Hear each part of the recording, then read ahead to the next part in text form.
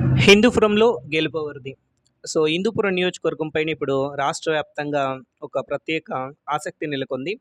ఎందుకంటే ఇక్కడ నందమూరి బాలకృష్ణ గారు మూడవసారి ఎమ్మెల్యేగా పోటీ చేస్తున్నారు. సో, వైసీపీ ఇక్కడ తన అదృష్టాన్ని పరీక్షించుకోవాలని ఒక మహిళా అభ్యర్థిని దించడం జరిగింది. సో, ఇక్కడ ఇంట్రెస్టింగ్ అంశం ఏంటంటే స్వామి పరిపూర్ణానంద తెలుగు రాష్ట్రాల్లోనే కాదు దేశవ్యాప్తంగా పరిచయం అక్కర్లేనటువంటి వ్యక్తి. కాకినాడ శ్రీపీఠం అధినేత, అధిపతి పరిపూర్ణానంద స్వామి ఇప్పుడు ఇండిపెండెంట్‌గా హిందూపురంలో పోటీ చేస్తున్నారు. సో, పరిపూర్ణానంద స్వామికొచ్చేసేసి అగ్గిపెట్టె గుర్తు కూడా రావడం జరిగింది. సో, ఈసారి భారీగా పరిపూర్ణానంద స్వామి ఓట్లు పొందగలిగితే ఖచ్చితంగా ఎవరికి ఎఫెక్ట్ ఉంటుంది? వైఎస్ఆర్ కాంగ్రెస్ పార్టీ, అలాగే టీడీపీ ఉన్నటువంటి బాలకృష్ణ గారు. సో, హ్యాట్రిక్ కొట్టి మూడవసారి బాలకృష్ణ ఆంధ్ర అసెంబ్లీలో అడుగుపెడతారా? లేకపోతే వైసీపీ బోణీ కొడుతుందా? అసలు పరిపూర్ణానంద స్వామి ఓట్లు ఎవరికి పోతాయి?